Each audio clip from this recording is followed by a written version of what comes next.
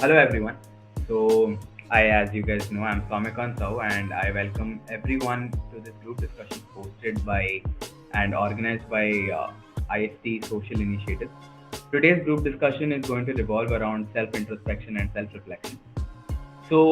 A quick fact is that researchers have shown that we think more than 50,000 thoughts per day, and more than half of these 50,000 thoughts are negative, and more than 90% are just repeats from the day before, right? So if you don't make the time and effort to refocus your mind on the positive through introspection and reflection, you won't give yourself the opportunity to grow and develop, right? So having said that, I would like to now know everyone's opinion on self introspection or reflection. Right. So self-introspection is essentially thinking about the things you've done, the things you probably said to someone, or any ideas you've had, your goals, that sort of thing. Basically, anything relating to yourself and you reflecting on it, analyzing it, thinking about what it means for your future, that sort of thing. That is essentially what self-introspection is. As we have actually, gotten to know from uh, counselors and stuff. You might have some sort of many people suffer from some sorts of mental issues or whatever, but self introspection might actually help to ground you, help you actually realize how things actually stand, rather than, for example, something may be blown out of proportion in your mind, but then actually sitting down, meditating, journaling might actually help you with your issues. And I guess that's where self introspection really plays a great role in mitigating issues and that sort of thing. Yeah. I agree with Rakshith. Recently, I come across this article which said that in the recent years, 90% of the news that we consume is negative. Why do news media do this? Is because negative news has a greater impact. They get more views. So we must realize that what we are being fed by news articles, newspapers, or TV channels is deliberately negative. What this does is gets our attention, but it leaves us feeling sad, lonely. Earthquake happened, rain case happened, this, that. We get overwhelmed by all these negative thoughts. We think that the world is not a good place, and it starts affecting our mental space. So in the end of the day, we should, at least in the end of the day, we should sit down, calm down, meditate, and try to realize what all thoughts we've had, revisit all the thoughts we've had. And again, like Rakshith said, some things might be blown out of proportion in our mind. Often, we don't get to hear the positive news. So this, we can, if we do some sort of self-introspection on a daily basis, I believe that we should do it on a daily basis.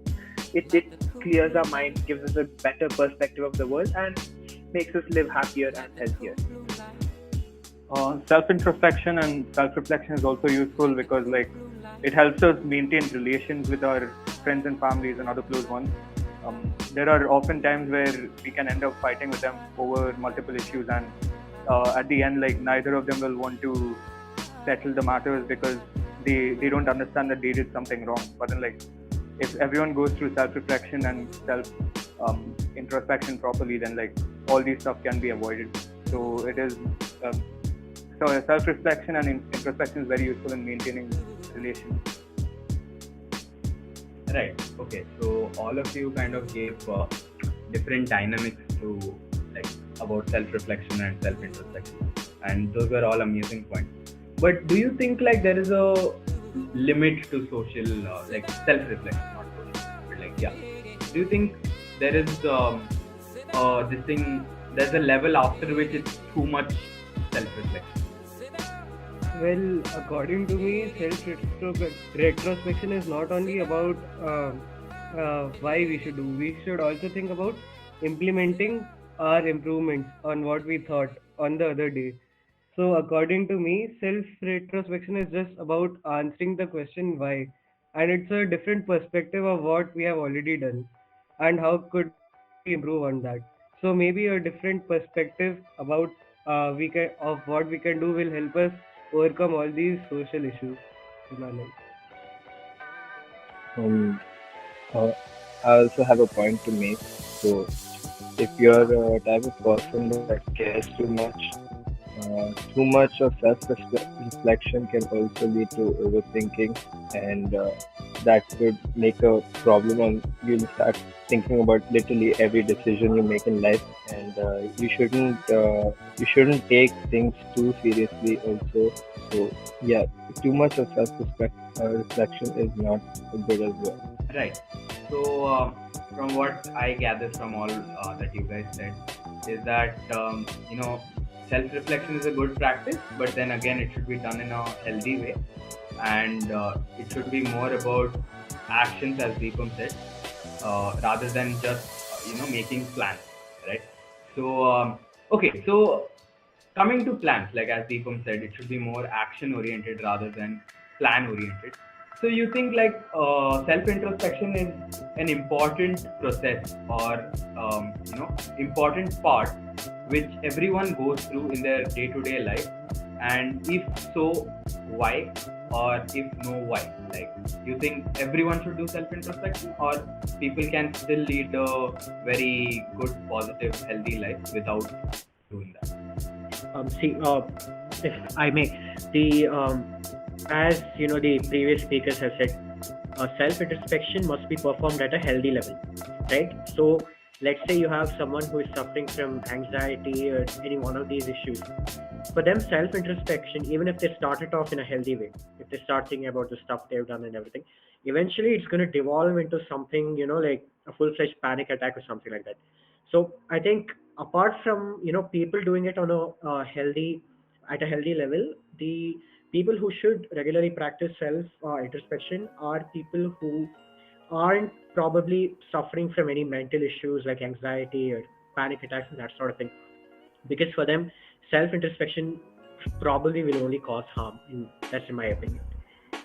It is probably very essential that most people have to go through a level of self introspection or um, self reflection, because, like, at the end of the day, as human beings, we all have dreams, goals. We have to achieve some objectives in our lives, and, like, for the sake of that, like, we need to keep working, and um, we cannot stagnate. We have to keep improving as we go on through this journey. So there are points of life where like we definitely need a level of self reflection so that we can improve even further and get um, further rewards for it. So self reflection and introspection is important for everyone to go through. Yeah. Right. So having covered that, like I think even I am more on the side of self introspection being a very important part of every individual's life, because I feel every individual was sent on this world not to just live, right? Like, even if you want to live, you need a purpose to live. So I think self introspection kind of plays a very big role when it comes to finding your purpose in life. And when you wake up every day, if you haven't really self introspected, you don't know like what you really want to do. So yeah, I am more on the side of that self introspection is a very good practice. But again, taking points from the previous prompt which we had, was that it should be done to a healthy level and where you are not doing any type of self harm.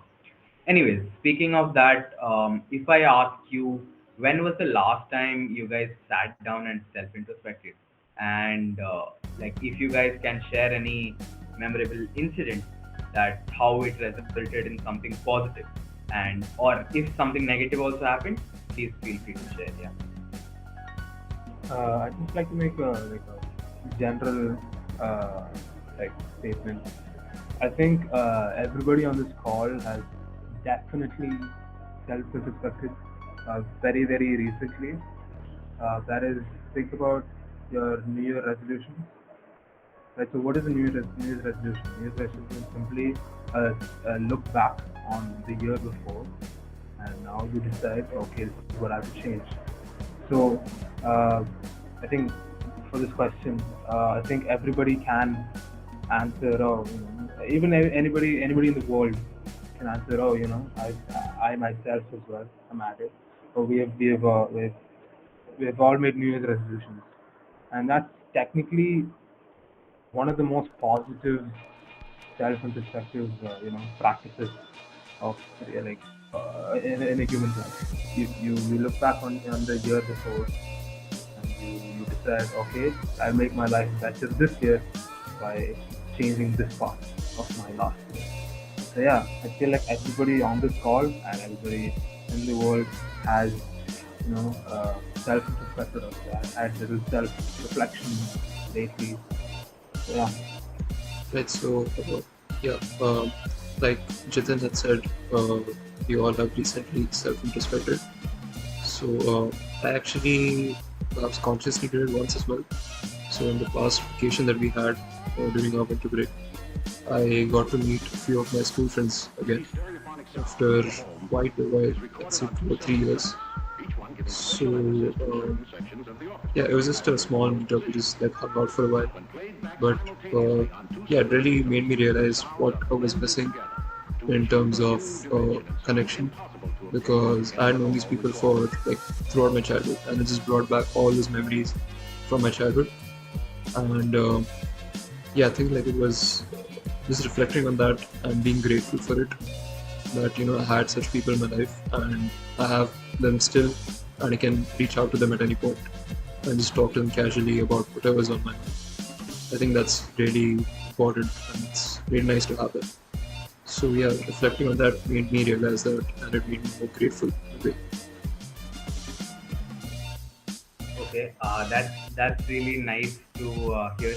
I mean, it's always nice to look at your past through your friends and family that you have had, and being grateful about. So actually, like I would like to now pick up on what Jitin said. Like he said, we all have self-introspected very recently when we changed to this new year of 2023. So and he said that we make New Year resolutions. So and that is like the New Year resolution basically like help you write down what you want to achieve, right? So it's more or less kind of a way to motivate you.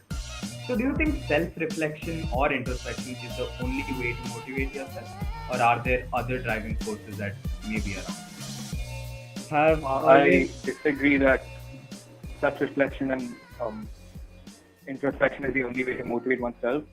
One could get motivated because of his huge dreams and goals, because like it could be materialistic. It could also be because of support from friends and family. Self introspection and reflection is definitely not the only way to motivate oneself. I feel some of the most successful people in the world have always penned down their thoughts and always have reflected on what they can do to make it better. So, according to me, along with self retrospection, you should always have that self motivation to improve yourself. And only after that, you do become more successful in life and have better opportunities. So, yeah, as what Balachandar said, that self retrospection is not the only thing which is important for a human being. There are other factors also driving to make us successful. Yep, I would agree on that. Well, after all, if you see self-introspection is just thoughts right in your mind, you have to put them to action as well. So that sort of motivation, that sort of drive, that sort of, sometimes there's peer pressure, your friends are helping you out, your friends are doing something, you want to do the same thing. So it's also these other factors that come into, these other factors that factor in, which help you motivate, which help you succeed, which help you achieve what you want to do. It's not just self-introspection, it's a combination of all these, whichever Ayushmaan Balachandar had mentioned. Right. So now that we have spoken about that, why don't we all now move on to speaking about the connection between self-reflection and self-actualization? Do you guys have any thoughts about that? Once again, if you could elaborate what self-actualization actually is. Right. So self-actualization, has different meanings. Like, basically, like people, there are many people who have described self-actualization in different ways.